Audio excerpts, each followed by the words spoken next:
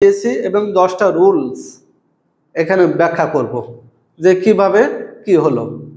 তো আমরা শুরু করছি প্রথম প্রশ্ন দিয়ে। তো প্রথম যে প্রশ্নটা আছে, you may accept the work on offer dash you may wait for a better work.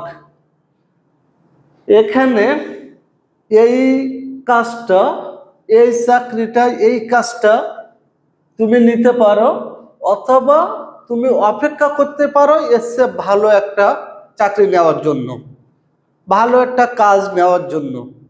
তো কি হয়, আমরা এই ক্ষেত্রে ওয়ার বসে, তাহলে কি ওয়ার বসবে, অর্থাৎ আমরা কি বলছি, you may accept the work on offer or you may wait for a better work। একটা থেকে আরেকটা বেছে নেওয়া, বিপরীত, বা অথবা একটা থেকে আরেকটা বেছে নেওয়ার ক্ষেত্রে ওয়ার ব্যবহৃত হয়। তুমি এই চাকরিটা করতে পারো, নিতে পারো, অথবা তুমি অন্য আরেকটা বড় চাকরির জন্য, ভালো চাকরির জন্য তুমি অপেক্ষা করতে পারো। তাহলে বা অথবার ক্ষেত্রে ওয়ার ব্যবহৃত হয়। এখানে আমরা কি দেব, ওয়ার। তাহলে আমরা মনে রাখবো ওয়ার কিসে ব্যবহৃত হয়, বা অথবা এগুলোর ক্ষেত্রে ওয়ার ব্যবহৃত হয়। দুইটা কাজ থাকবে, একটা চেয়ে আর একটা বেটার, তখন কি হবে, বা অথবা, অর্থাৎ ওয়ার ব্যবহৃত হবে। 2 নম্বর, হি ব্রোক এ গ্লাস, সে একটা গ্লাস ভেঙেছিল। হি বট অ্যানাদার ওয়ান, সে আর একটা কিনেছিল। এই আর একটা কিনেছিল পরের ক্লাসটা যদি এর উপর নির্ভর করে তাহলে সো বসে। আমরা কি বলবো, সো বসে। কখন সো বসে, অর্থাৎ দুইটা ক্লাসের মধ্যে পরের ক্লাসটা যদি প্রথম ক্লাসের উপর নির্ভর করে তাহলে সো বসে। অর্থাৎ সে একটা গ্লাস ভাঙছিল, তাই সে আর একটা কিনছিল। তাহলে যদি না ভাঙতো তাহলে কিনতো না। তাহলে এইটা ভাঙছে তাই কিনছে, তাহলে এইটা এর উপর নির্ভরশীল, তাই কি হয়েছে, সো বসবে এখানে। 3 নম্বর, 3b = 30, অর্থাৎ 3b যদি বা সমান 30 হয় and b = 10, 3b সমান 30 হলে শুধু b সমান 10 হয়। হ্যাঁ ঠিক, 3b, তাহলে আমরা এখানে 3b সমান 30, তাহলে b = 3/3, তাহলে সমান সমান 10। তো এটা যদি সঠিক যুক্তি হয় তাহলে আমরা কি ব্যবহার করব, আমরা যুক্তিটা যদি সঠিক হয় তাহলে আমরা ব্যবহার করব therefore। কি ব্যবহার করব, therefore, therefore। তো মনে রাখবো কি, যুক্তিটা যদি সঠিক হয়, যুক্তি ঠিক কিনা, 3b = 30, আমরা লিখেছি 3b = 30, b = 10, b = 10, হ্যাঁ বের হয়েছে, তাহলে যুক্তিটা ঠিক। যুক্তি যদি ঠিক হয় তাহলে আমরা কি ব্যবহার করব, therefore। আমরা 4 নম্বর, dash of his obstinacy we could not reach any conclusion। শর্ত অর্থে আমরা কি বলবো, কারণ অর্থে বিকজ অফ হিজ অবস্টিনেন্সি, তার বাধার কারণে আমরা সিদ্ধান্তে পৌঁছাতে পারিনি, আমরা সমাধান করতে পারিনি, আমরা শেষ করতে পারিনি। তাহলে কারণ বোঝাতে কি বসে, বিকজ বসবে,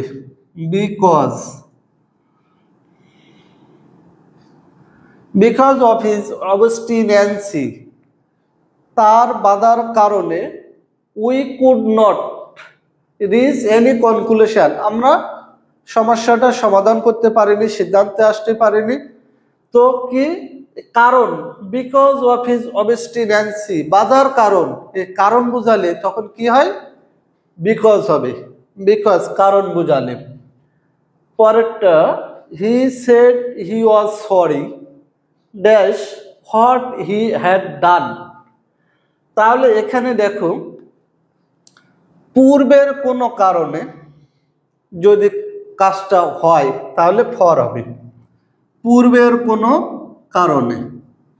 তাহলে কি হি said he was sorry, say sorry বলেছিল আগের কোনো কারণে, সেটা কি হোয়াট হি হ্যাড ডান, সে যা করেছিল ওই কারণে সে সরি বলেছিল। তার মানে এই কারণটার কারণে সে পরে সরি বলেছিল। তাহলে একটা যদি আরেকটার ক্ষেত্রে হয়, কারণে হয়, তাহলে কি হবে? ফর হবে। একটা যদি আরেকটার কারণে হয় তাহলে ফর। সে সরি বলেছিল কি কারণে? সে পূর্বের একটা কাজ করেছিল এমন যে কাজের কারণে সে সরি বলতে হয়েছিল। তাহলে আমরা কি বলবো? He said he was sorry for what he had done. সে কি কাজটা করেছিল সেই কারণে সে পরে সরি বলেছিল। তাহলে কোন একটা কাজের কারণে যদি পরে একটা কাজ হয় তাহলে সেক্ষেত্রে কারণ বোঝাতে কি হয়? ফর বসে, ফর বসে। তাহলে এটা এর ওপর, এই জন্য এখানে for. The bill was passed, বিলটা পাস করা হয়েছিল in the parliament dash the objection, dash the objection. তাহলে কি অবজেকশন থাকা শর্ত বিলটা পাস হয়েছিল। তাহলে শর্ত বোঝাতে ডেসপাইট, আমরা কি বলবো? শর্ত বোঝাতে ডেসপাইট। তো ডেসপাইটের পরে কখনো অফ বসে না, এটা মাথায় রাখবো যে দ্য বিল ওয়াজ পাসড, বিলটা পাস হয়েছিল in the parliament despite the objections, বাধা থাকা শর্ত, বাধা থাকা সত্ত্বেও, অর্থাৎ বাধার কাজ ছিল তার শর্ত বিলটা পাস হয়েছিল। তাহলে শর্ত বোঝাতে আমরা ডেসপাইট ব্যবহার করি। তাহলে ডেসপাইট, DSPITE, ডেসপাইট এটা বলবে। তো আমরা কি বলছি? ডেসপাইটের পরে কখনো অফ বসে না। তাহলে the bill was passed in the parliament despite the objections, বাধা থাকা সত্ত্বেও বিলটা পার্লামেন্টে পাস হয়েছিল। Dash the restaurant was a small, রেস্টুরেন্টটা ছিল ছোট। দ্য ফুড ওয়াজ এক্সেলেন্ট, কিন্তু খাবারটা ছিল খুবই চমৎকার। তাহলে যদি ছোট হয় খাবারটা মান নিম্ন হওয়ার কথা ছিল, কিন্তু রেস্টুরেন্ট ছোট হওয়া সত্ত্বেও খাবারটা ছিল বেটার, এক্সেলেন্ট, খুবই ভালো। তাহলে যদি এরকম বিপরীত বোঝায় তাহলে আমরা কি বলবো? অলদো ব্যবহৃত হবে। কি ব্যবহৃত হবে? Although, ALTHOUGH, although.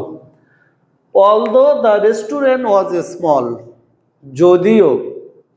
তাহলে যদিও অর্থে আমরা কি বলছি? দো অলদো ব্যবহৃত হয়।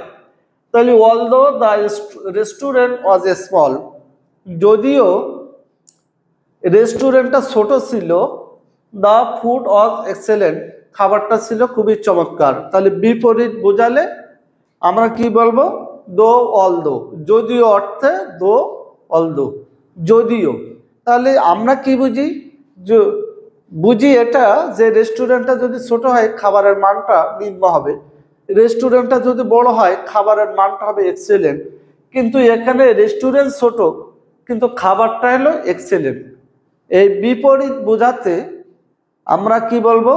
যদিও অর্থে দো বা অলদো বসবে। তাহলে কি হবে এখানে? Although the restaurant was small the food was excellent, যদিও রেস্টুরেন্টটা ছোট ছিল কিন্তু খাবারটা ছিল খুবই চমৎকার। হসপিটেবল পিপুল লাইক স্পিকিং টু ফরেনার্স, মানে হসপিটেবল পিপুল যারা আছে, আতিথেয়তা, অতিথেয়তা, অর্থাৎ বিদেশি যারা আছে তাদেরকে আপ্যায়নে যারা বেশি আগ্রহী তারা তাদের সাথে কি করে কথা বলে, কিন্তু they have not been introduce, কিন্তু কখনো তাদের পরিচিত হতে চায় না, নিজেদের পরিচয় দিতে চায় না ওইভাবে। ওরা কথা বলতে চায় কিন্তু ওইভাবে পরিচয় দিতে চায় না। তাহলে এটা অনুমান নির্ভর, যদিও বোঝাতে আমরা কি ব্যবহার করব, ইভেন ইফ। Even if. তো আমরা আবার বলছি দেখো, ইভেন ইফ কি অর্থে ব্যবহৃত করব। তো যদিও কথা বলতে চাই বিদেশিদের সাথে, কোন ব্যক্তিরা, যারা অতিথি পরায়ণ ব্যক্তিরা কথা বলতে চায় কিন্তু নিজেদের ওইভাবে পরিচয় দিতে চায় না, এটা হলো অনুমান নির্ভর। যদিও অর্থে আমরা কি ব্যবহার করব, ইভেন ইফ। তাহলে যদিও অর্থে যদি অনুমান করা হয়, যে ধরে নেওয়া হয় যে এই লোকগুলো এরা এই রকম কাজ করে, তাহলে এটা হয় অনুমান নির্ভর। আর যখনই অনুমান নির্ভর হয় তখন যদিও অর্থে ইভেন ইফ ব্যবহৃত হয়। যদিও অর্থে কি ব্যবহৃত হবে, even if. Dash he can't drive, he has bought a car. সত্য ঘটনা, সত্য বোঝালে আমরা কি ব্যবহার করব, দেখো হি ক্যান নট ড্রাইভ, সে গাড়ি চালাইতে পারে না, সে গাড়ি চালাইতে পারে না। হি হ্যাজ বট এ কার, তারপরও সে একটি গাড়ি কিনেছিল। তাহলে সত্য বোঝালে কি ব্যবহার হবে, even though. Even though, EVENTHOUGH,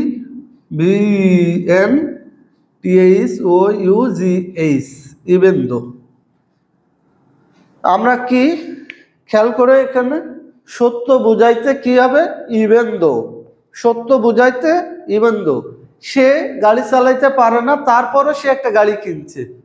তাহলে সত্যের কারণ বোঝাতে, সত্য এবং কারণ বোঝাতে আমরা কি করব, ইভেন দো। তাহলে সত্য বোঝালে কি হয়, even though. He can not, even though he can not drive, he has bought a car, সে গাড়ি চালাইতে পারে না কিন্তু সে একটি গাড়ি কিনেছিল।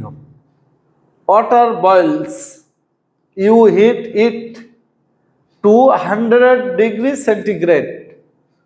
তাহলে ভবিষ্যতে বোঝাইতে, ভবিষ্যতে কারণ বোঝাতে ইফ ব্যবহৃত হয়। ভবিষ্যতে কারণ বোঝাতে কি ব্যবহৃত হয়, ইফ ব্যবহৃত হয়। তো আমরা কি বলছি দেখো, ওয়াটার বয়েলস, ওয়াটার অর্থাৎ পানি যদি তাপ দেওয়া হয়, সিদ্ধ করা হয়, ইফ ইউ হিট, তুমি যদি তাপ দাও, পানি যদি তাপ দাও, ইট টু 100 ডিগ্রি সেন্টিগ্রেড, 100 ডিগ্রিতে তাপ দিলে কি হবে এটা, তাহলে পানি ফুটতে থাকবে, পানি ফুটতে থাকবে। If you heat it to 100 degree centigrade, যদি তুমি, তাহলে ভবিষ্যতের কোনো কারণ বোঝাতে, তাহলে আমরা কি বলবো, ভবিষ্যতের কারণ বোঝাতে ইফ ব্যবহৃত হয়। যদি তুমি পানিকে 100 ডিগ্রি সেন্টিগ্রেডে তাপ দাও, তাহলে পানি কি হবে, ফুটতে শুরু করবে। পানি ফুটতে শুরু করে কখন, যখন তাপমাত্রা 100 ডিগ্রিতে হয়, অর্থাৎ 100 ডিগ্রি সেন্টিগ্রেডে যদি হিট করা হয় তাহলে কি হয়, সেটা ফুটতে থাকে। তাহলে ভবিষ্যতের সম্ভাবনা, তখন আমরা ইফ ব্যবহার করব। ভবিষ্যতের সম্ভাবনা অর্থে আমরা কি ব্যবহার করব, ইফ ব্যবহার করব। তাহলে দেখো, আমরা দ্বিতীয় ক্লাসেও 10টা রুলস দিয়েছি, আর প্রথম ক্লাসে দিয়েছিলাম 10টা রুলস। আমরা এর পরবর্তীতে ধারাবাহিকভাবে বাকি রুলসগুলো এইভাবে দেব। তোমরা বারবার প্র্যাকটিস করবে, তাহলে তোমাদের আর কোনো সমস্যা হবে না।